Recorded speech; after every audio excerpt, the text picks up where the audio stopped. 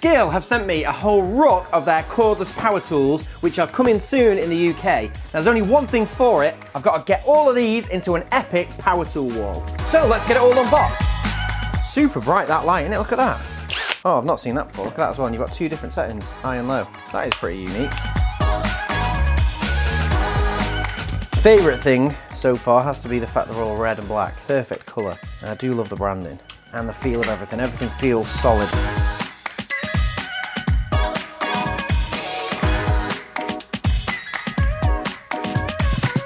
Right, so that's everything unboxed, and my first impressions are all of this stuff is of a great high quality. You can feel it's all heavy and it's all brushless, all 20 volts.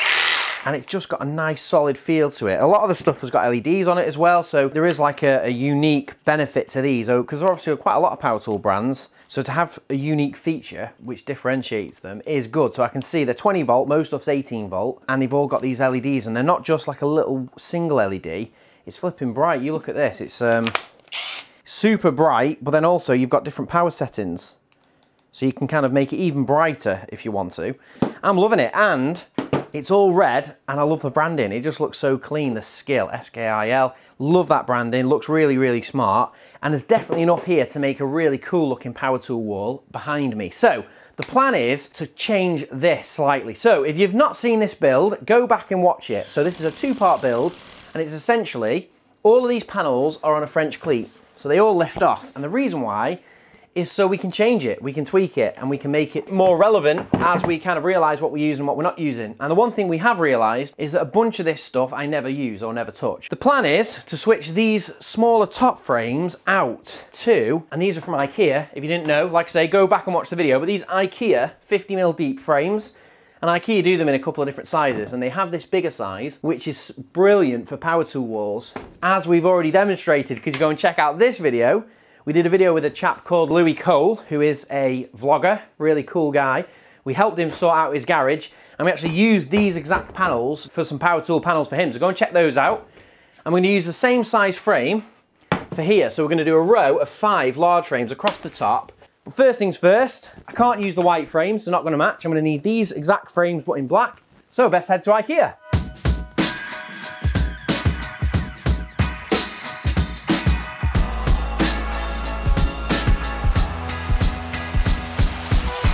Right, so I'm back from IKEA, and I've got 12 of these Santa head frames. Now they have jumped up a little bit in price. I think the last time we did this project, they were maybe like 12, 13 pounds. They're now 19 pounds each, but it's still a bit of a saving when you think how much time I'm gonna save just using these rather than making my own frame. So I'm still quite happy with those. And you can see here, I've taken 2 of the frames down because I was having to think about the layout. I might have the idea to, rather than putting them at the top, we're going to put them at the bottom, and that way the power tools are a little bit more close to hand, and also we're not getting super high to the ceiling. Everything is still above the sockets, so that is the new plan. And all I'm going to need to do now is take this pine strip wood. Now this is the same as the material we used for these original rails. We're going to chop it into about 45cm pieces, and we'll put a 45° on it with a skill saw, and we can use that for a new rail for these panels here. And essentially this panel will be mounted like that underneath, sat on a French cleat, and it should look very similar to what's there now, except for we'll be going from, what's that, 6, 7 in a row to 5 bigger ones. So it should look really good. So let's get into it.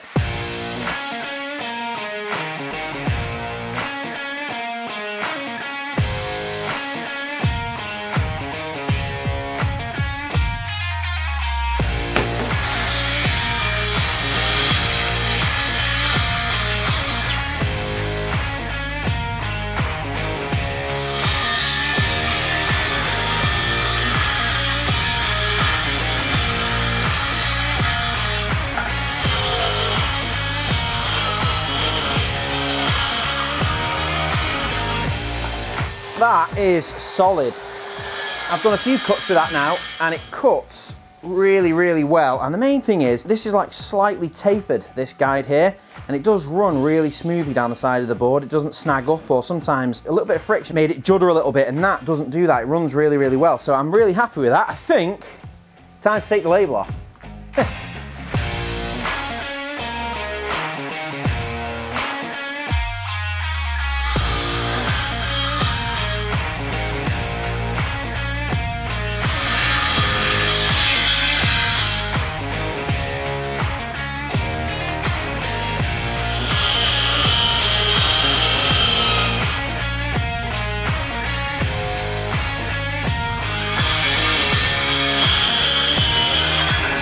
Right, so that is the last backer in. We've got all 5 frames done now. So, time to cut some foam. We're going to need some foam 505mm by 505mm, and we'll be going for a 30mm and then a 70mm. That should be perfect. And we'll go and cut it on CNC. Let's get it done.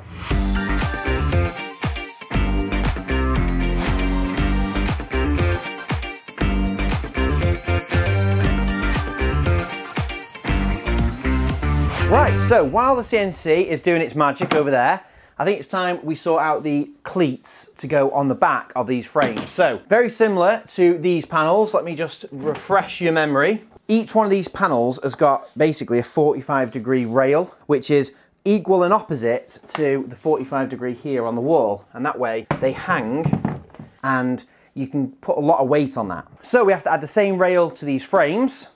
And I've got a piece of the same pine strip wood from B&Q, and all we need to do is cut a 45-degree on this. Unfortunately, the SKIL saw does have the ability to cut 45 degrees, so I'll just move this to 45. We can see it's marked there, whack that in place, and then I'm also going to use the rail because it doesn't really matter exactly where this 45-degree sits. Obviously, we don't want to cut it in half because we're going to waste a bunch of material. Anything else is a waste of material. That's the line where the blade is going to cut into the wood. So we're just going to cut it, let's say, a centimetre in, just so I've got a bit of meat to kind of bite into rather than having it right up close to the edge. So that is all I need to do to set up the saw. And when it comes to the actual pine strip wood, I think I might just chuck a clamp on here. Clamps! This here, be a quick gripper.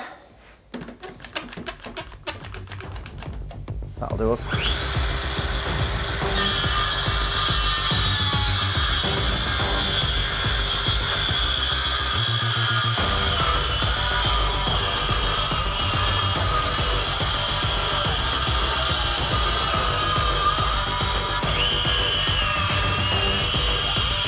Right, so that's that done, and I'm really happy with that. Obviously, if I had a table saw here, I could use a table saw, but doing it freehand with a SKIL saw, that is a really good result, so I'm happy with that. So we're going to cut this up into 5 equal pieces, 1 for each of the frames, and then we can pin them on the back and get them on the wall. So let's cut this up.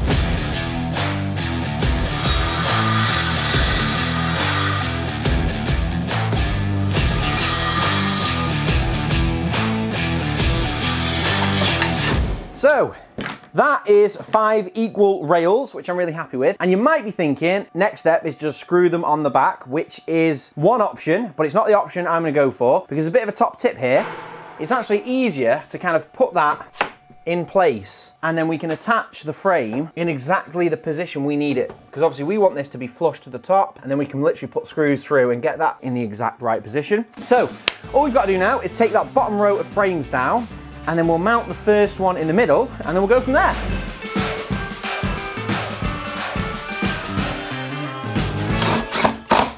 There we go. So drill is smashing, really happy with this. I actually took this away camping with me and used it to put all my tent pegs in. So I've already had a little bit of use with it and I am loving it. And it's that light there. It stays on just long enough. So when you're kind of lining up what you're doing, the light stays on even without holding the trigger, which I love. So happy days with that.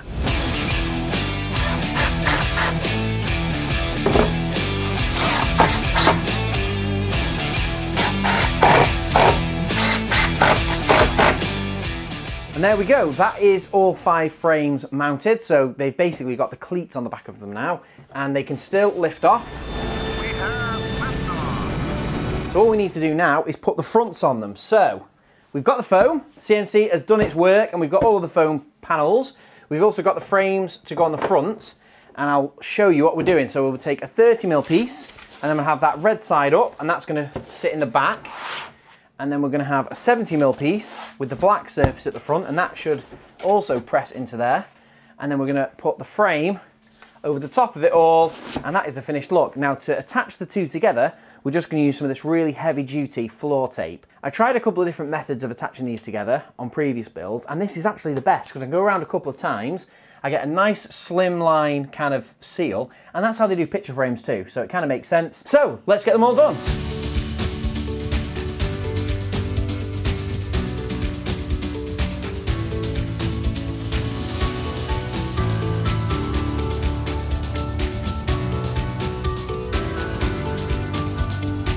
Right, so there we have it, all up on the wall, and it looks really good. I'm really pleased with it, especially this little step. I think that's quite a nice little bit of detail, and obviously all of these frames are double wide, so we can put the power tools in them. We've put the top frames back on as well. I had to adjust them slightly, and we have rejigged the order, because some of the frames, I didn't use the tools very much. We probably will revisit these and change them up a little bit, but for now, the focus is these bottom 5 panels. So I'll take these all back off the wall, get them on here, and let's do a layout.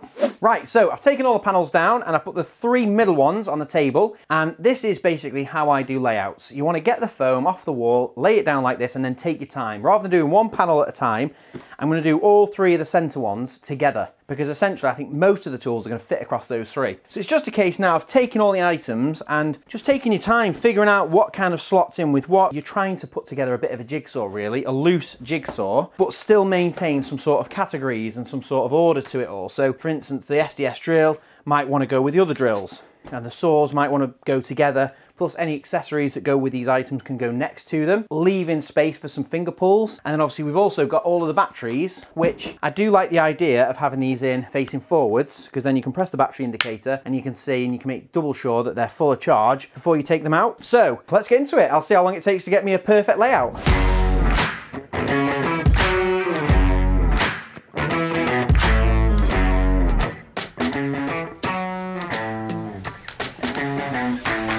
Right, so that's the layout I've settled on. It took a little bit of jiggery pokery trying to get it to a point that I was happy with, but essentially we've got the 2 sanders over here, the multi-sander, the orbital sander, and the recip saw, and then we've got the accessories that go with them, which is these little bags for the kind of the dust. And I've set them up in a way that the SKIL logos will all be the right way up. I've also gone for a set of 5 batteries on each side, and I've got them facing this way just because they'll stand up. But when we cut them in, they'll be that way round, so you can click the battery icon and see if there's any power in the batteries, which I think is really cool. And it also frames this kind of trio of power tool panels, which I'm really happy with. In the middle, we've gone for the 2 circular saws. So this is the multi-saw, and then this is the classic kind of SKIL saw. So these are going to go like that, and then we've got space for the jigsaw too, so it's 3 power tools on each panel really. And over here, same again, we've got the 3 drills, all the SKIL logos facing the right way, and then the accessories with them. And I'm pretty happy with that. I think that is a really nice balance, and up on the wall, it should look nice and balanced. So all we're going to need is one of our cutting kits. A basic cutting kit is everything I'm going to use to cut and shape the foam to make this power tool panel.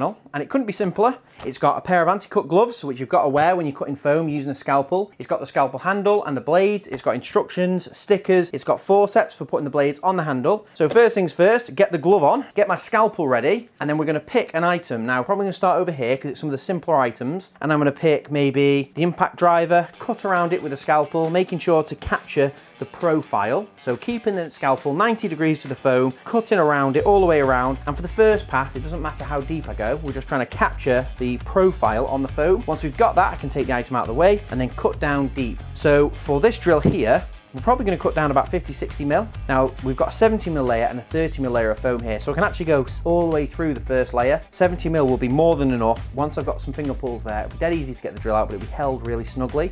And I'll do the same technique for all 3 of the drills. And for the batteries, I'll go all the way through the 70 mil layer, and I'll also go through a couple of layers into the 30 as well to make sure those batteries are held really snugly. So that's the process. All I've got to do now is get on with it.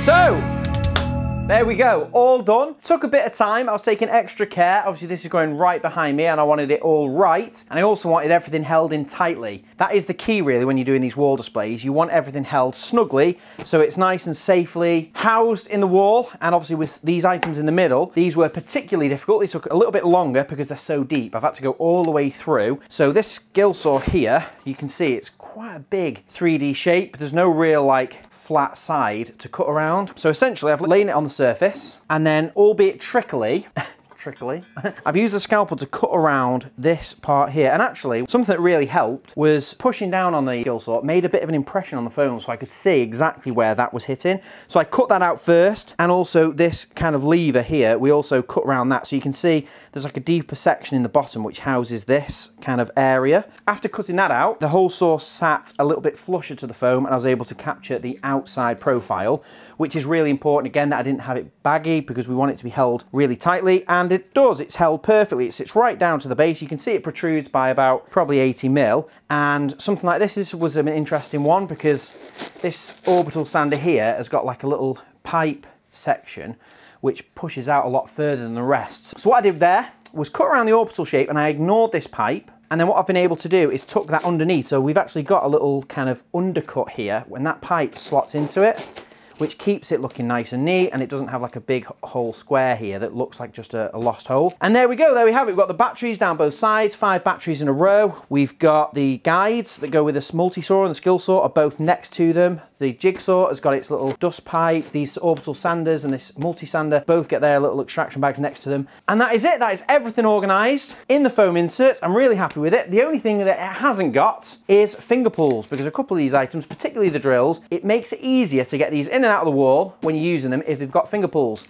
And to do that, all we're going to use is one of our stencil sets. Now these are, I think, they're $9.99 on the website, and it's basically 3 individual stencils with different size circles, moving up from 20 mil all the way up to 50 mil in small increments. And then we've also got a radius gauge in there. So the radius gauge is for doing corners, where you've basically put in a foam insert in a case and it might have a radius corner, and the circles are for doing finger pulls. So for a big drill like this, we're going to go for a large size hole, a large size finger pull. You know, on something small like a screwdriver, you might just use 20 mil, but that would look a little bit lost on this. So we'll go for 44 mil, and it's a very simple process. You just lay it where you want it to go. So we're going to be going for a finger pull either side of the trigger on that drill. So we just lay the stencil on top. We've got a semicircle there, which we just use the scalpel to cut around.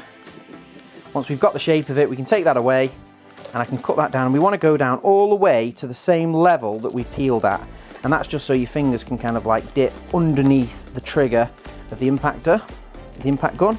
So that's one done. And then for the other side, we're literally just going to line it up. So I'll flip it over, and we just want it to be equal and opposite. So we'll go for another semicircle, equal and opposite there. I'll go touch over, so it just looks like they line up.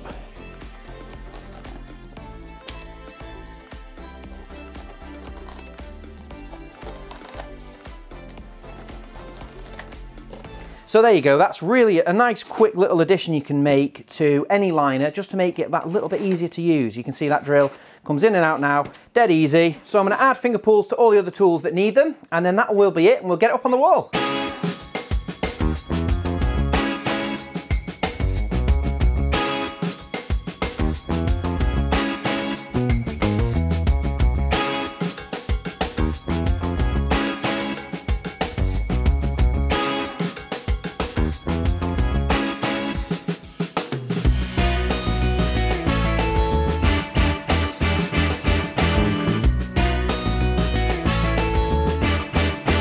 So there we have it, all finished, and it looks amazing, I think. Obviously we've got 2 panels left and right, which are empty. That's where you guys come in. Let us know in the comments what you think we can add to this. What would you put in those 2 panels if this was your workshop? I'd love to know. I do read all the comments, so I will probably like and respond back to you as well. So let me know what you think could go in there. But yeah, there we have it, and a big thank you to SKIL for sending these power tools down, because my first impression of using these just for this build and for for this last week I've used them for a few other jobs. I'm loving them. I think they're great quality, and they make a great addition to the workshop, especially right here behind my workbench where I can get to them really easily. So I hope you enjoyed this video. Click the like button and let me know if you did enjoy it, and if you'd like to see more content like this, subscribe to the channel, click the bell icon so you don't miss any of our future videos, and we'll see you in the next one. Thanks for watching. If you liked that video, why not check out some of our others?